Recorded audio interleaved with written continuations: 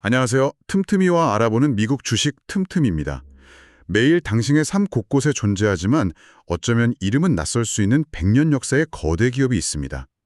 비행기 엔진부터 여러분이 일하는 빌딩의 자동 제어 시스템까지 이 기업의 기술은 정말 보이지 않는 곳에서 세상을 움직이고 있죠. 그런데 지금 이 거인이 스스로를 세 조각으로 나누는 거대한 수술을 감행하고 있습니다. 오늘의 심층 분석 대상, 바로 허니웰 인터내셔널, 티커는 HON입니다. 네, 저희가 이번 분석을 위해서 정말 다양한 자료들을 검토했습니다. 최신 분기별 실적 발표 전문, 그리고 컨퍼런스 콜 녹취록, 비말 카푸어 CEO의 미디어 인터뷰, 또 여러 투자은행의 상세 분석 리포트까지요. 오늘의 목표는 이 자료들 속에 숨겨진, 어찌 보면 서로 모순돼 보이는 신호들, 이걸 명확하게 해석해서 당신이 허니웰의 진짜 그림을 볼 수 있게 돕는 겁니다. 맞습니다. 이 복잡한 이야기들이 그래서 당신에게 또 우리에게 어떤 의미가 있는지 오늘 제대로 한번 속살을 들여다보자는 거죠. 특히 제가 자료 보면서 가장 이해가 안 됐던 부분부터 짚고 싶어요. 2025년 2분기 실적 정말 잘했거든요. 시장 예상을 훌쩍 뛰어넘었는데 주가는 오히려 4%나 떨어졌어요.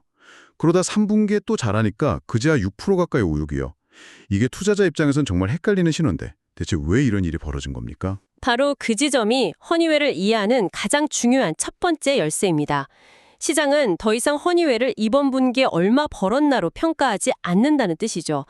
2분기 실적을 보면 조정 주당 순이익 EPS가 2.75달러로 예상치 2.66달러를 넘었고요. 매출도 10억 달러로 예상치 100.5억 달러를 가뿐히 상회했습니다.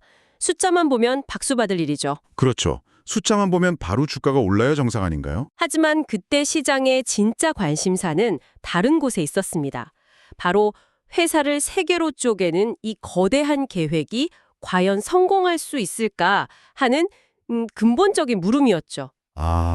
실적 호조라는 좋은 소식보다 관세나 공급망 같은 외부 리스크에 더해서 이 분할이라는 거대한 불확실성, 이 비용이 주가를 짓누른 겁니다. 그러니까 아무리 현재 성적표가 좋아도 앞으로 치를 큰 수술에 대한 불안감이 더 컸다, 이 말씀이시군요. 정확합니다. 그런데 3분기의 분위기가 바뀝니다. 실적은 여전히 좋았어요. 조정 EPS가 2.82달러로 예상치를 10% 이상 뛰어넘었으니까요. 네네. 하지만 진짜 주가를 끌어올린 건 그게 아니었습니다.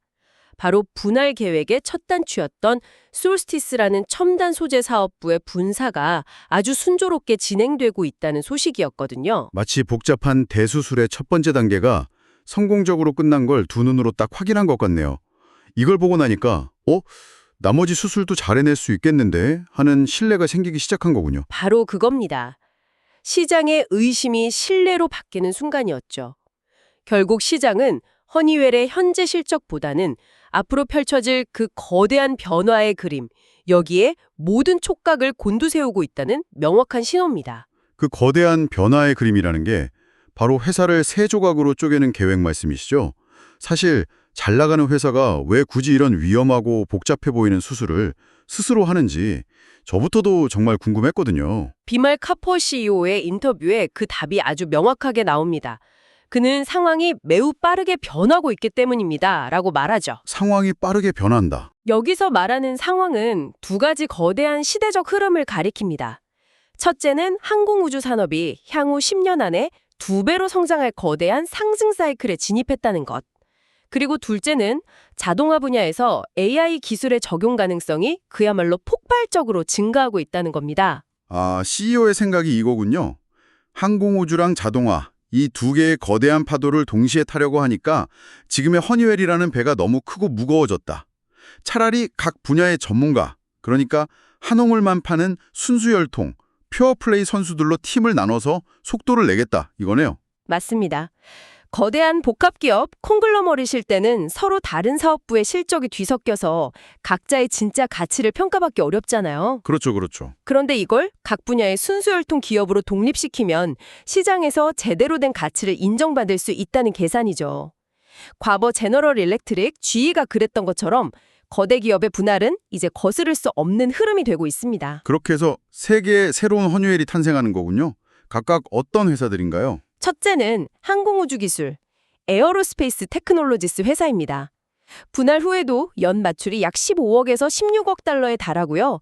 목표 영업이익률이 무려 25에서 26%에 이르는 그 자체로 거대하고 수익성 높은 알짜 기업이죠. 와, 최근 걸프스트림의 신형 비즈니스 제트기 G300의 엔진이랑 항공전자 시스템 전체를 공급하는 계약을 따내면서 기술력을 다시 한번 입증했습니다. 두 번째는 그럼 뭐가 남나요? 분할 후에도 허니웰이라는 이름을 계속 쓸 본체, 바로 허니웰 자동화입니다.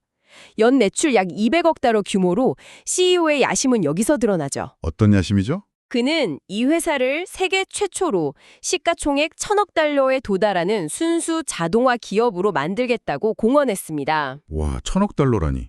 정말 야심찬 목표네요.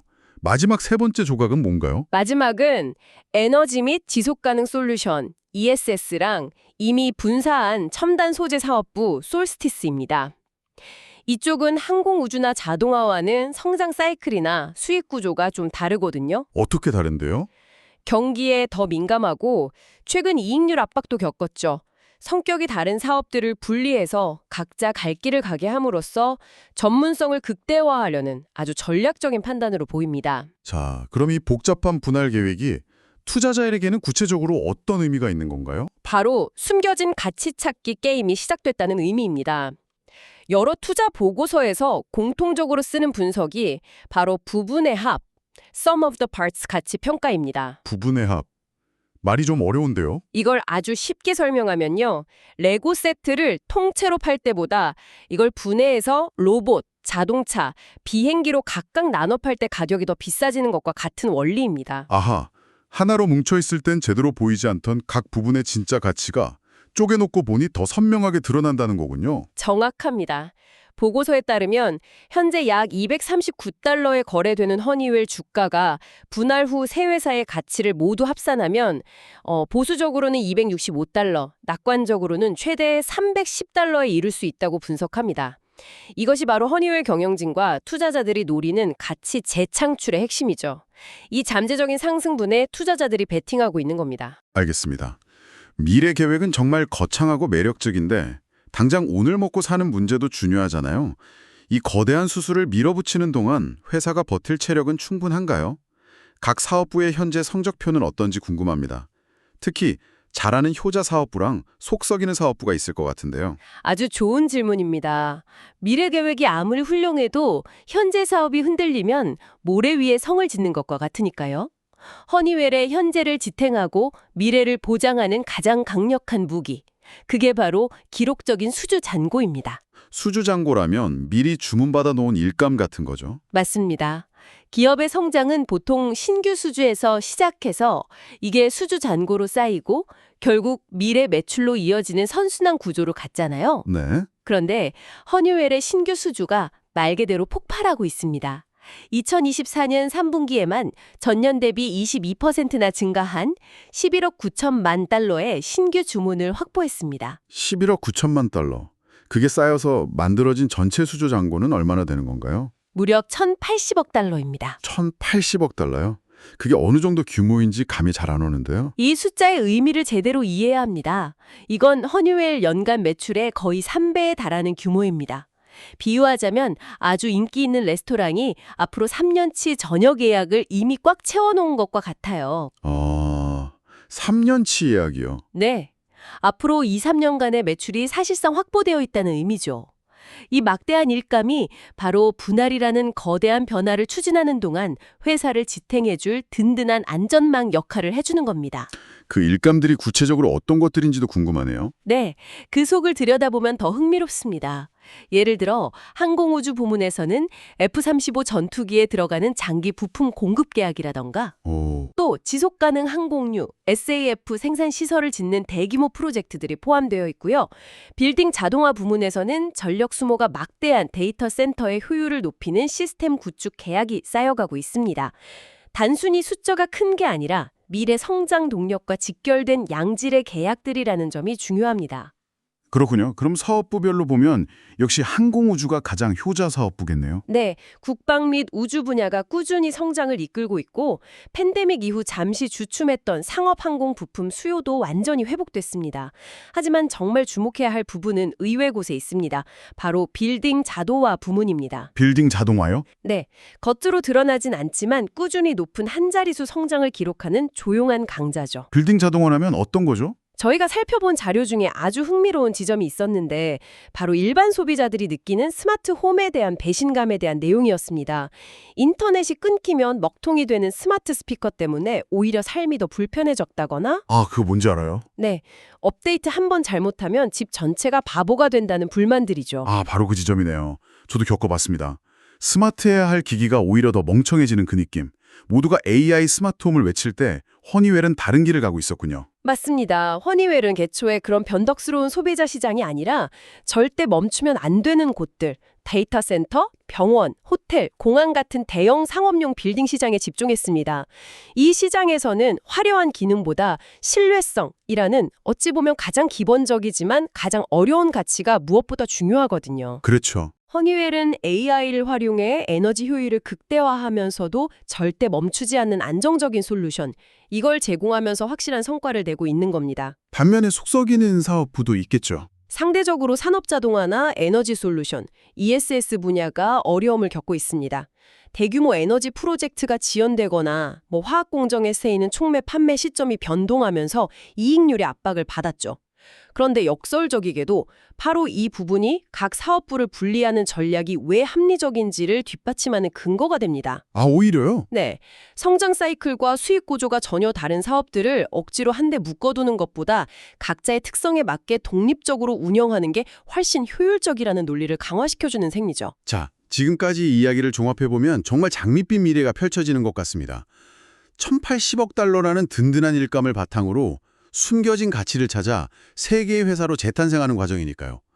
하지만 모든 투자에는 리스크가 따르기 마련입니다. 우리가 반드시 점검하고 넘어가야 할 위험 요인들은 무엇일까요? 가장 큰 리스크는 단연 실행 리스크, 엑스큐션 리스크입니다. 역사상 유례를 찾기 힘든 이 거대한 3사 분할을 과연 잡음 없이 계획대로 성공적으로 마무리할 수 있을 것인가 하는 문제죠. 물론 CEO는 첫 단계였던 솔스티스 분사 경험을 통해 자신감을 보이고 있지만 앞으로 남은 항공우주와 자동화 부문의 분할은 훨씬 더 복잡하고 규모가 큽니다. 이 과정에서 예상치 못한 문제가 발생할 가능성, 이게 가장 큰 변수죠. 두 번째 리스크는 뭘까요? 밸류에이션 리스크입니다. 즉, 지금까지 우리가 이야기한 이 모든 긍정적인 기대감이 이미 주가에 너무 많이 반영된 것은 아닐까 하는 우려죠. 실제로 월가의 애널리스트들 사이에서도 의견이 강세론자와 신중론자로 뚜렷하게 나뉩니다. 그 사람들의 논리가 구체적으로 어떻게 다른가요? 강세론자, 즉 불케이스는 이렇습니다. 이건 이제 막 압축이 풀리기 시작한 스프링이다. 분할이 완료되면 각 회사는 해당 분야의 압도적인 리더가 될 것이고 지금의 주가는 그 가치를 전혀 반영하지 못하고 있다. 목표 주가 310달러는 시장이 현실을 깨닫는 과정일 뿐이다. 라고 주장하죠. 듣기만 해도 설레는 이야기네요. 그럼 반대편, 신중론자들의 이야기는 어떤가요? 신중론자, 즉 베어 케이스는 이렇게 말합니다. 잠깐만, 이건 누구도 가보지 않은 길을 가는 거대한 수술이다. 시장은 지금 모든 과정이 완벽하게 진행될 거라고 가격에 매겨놓았지만 아주 작은 실수 하나만 나와도 주가는 크게 흔들릴 수 있다. 좋은 이야기는 이미 다 알려졌고 쉬운 돈은 이미 다 벌었다. 이렇게 경고하는 거죠. 결국 이 리스크들이 가치 평가의 딜레마로 이어지는 거군요. 그렇습니다. 그래서 장기적인 관점의 가치 평가 모델과 단기적인 관점의 평가가 충돌합니다. 예를 들어 DCF, 즉 현금 흐름 할인이라는 모델이 있는데요. DCF요? 말이 좀 어려운데 쉽게 설명해 주실 수 있나요? 이걸 아주 쉽게 말하면 이 회사가 미래에 벌어들일 모든 돈을 현재 가치로 환산하면 얼마일까? 이걸 계산하는 방법입니다. 당장 내일의 주가가 아니라 이 분할 계획이 성공했을 때 5년, 10년 뒤에 만들어낼 현금 창출 능력을 보고 계산기를 두드려보는 거죠. 이렇게 보면 허니웰의 현재 주가는 저평가 상태라는 결론이 나옵니다. 미래의 잠재력을 보니까 지금 가격은 싸다는 거군요. 맞습니다. 하지만 당장 12개월 단기 목표 주가를 제시해야 하는 애널리스트들은 다르죠. 그들은 눈앞에 있는 분할 과정의 실행 리스크나 언제 터질지 모르는 거시경제 변수들을 더 크게 반영해야 합니다. 그래서 보다 신중하고 보수적인 목표 주가를 내놓게 되는 거고요. 결국 허니웰에 대한 투자는 분할이라는 구조적 변화가 가져올 장기적인 가치를 믿을 것인가? 아니면 그 과정에서 발생할 단기적인 실행의 불확실성에 더 무게를 둘 것인가? 이 두 관점 사이의 치열한 논쟁이라고 볼 수 있겠네요. 당신이 어떤 시간 지평을 가진 투자자인지에 따라 허니웰이 전혀 다른 회사로 보일 수 있겠습니다. 정확한 정리입니다. 좋습니다. 그럼 오늘 나눈 이야기의 핵심을 다시 한번 짚어보죠. 허니웰은 단순히 실적이 좋은 회사를 넘어 100년 역사상 가장 거대한 변혁의 중심에 서 있는 기업입니다. 스스로를 3개로 나누어 각 분야의 절대 강자가 되겠다는 야심찬 계획을 실행 중이고요. 그리고 그 거대한 계획에 든든한 안전망 역할을 하는 것이 바로 1,080억 달러라는 상상하기 힘든 규모의 수주 잔고입니다. 이것은 앞으로 몇 년간 닥쳐올지 모를 불확실성을 충분히 버텨낼 체력을 의미합니다. 하지만 동시에 이 거대한 분할 과정이 과연 순조롭게 진행될지에 대한 실행 리스크, 그리고 좋은 기대감이 이미 주가에 반영되어 높아진 밸류에이션, 이건 투자자에게 신중한 접근을 요구하는 부분입니다. 미래의 엄청난 잠재력과 현재의 명백한 불확실성이 공존하는, 그래서 더 깊이 들여다볼 가치가 있는 아주 흥미로운 사례라고 할 수 있습니다. 자, 그럼 여기서 근신이 한번 깊이 고민해 볼 만한 마지막 질문을 던지며 마무리하겠습니다. 허니웰의 CEO는 앞으로 심각해질 인력 부족 문제를 해결하기 위해 AI가 스스로 모든 것을 제어하는 자율 빌딩과 자율 공장의 시대를 열겠다고 공언합니다. 정말 거대한 비전이죠. 하지만 저희가 함께 살펴본 자료에 따르면 정작 현장의 고객들, 특히 스마트홈 사용자들은 그런 거창한 비전 이전에 클라우드나 인터넷 연결 없이도 안정적으로 작동하는 아주 기본적인 신뢰성, 이걸 가장 간절히 원하고 있습니다. 바로 이 지점에서 질문이 생깁니다. 100년 역사의 이 산업 거인은 과연 AI 자율화라는 거대한 비전을 현실로 만들어내며 다음 100년을 이끌어갈까요? 아니면 그들의 원대한 비전과 고객들이 현장에서 느끼는 실용성 사이의 간극이 결국 그들의 발목을 잡게 될까요? 이 질문에 대한 당신의 생각을 한번 정리해 보시는 건 어떨까요?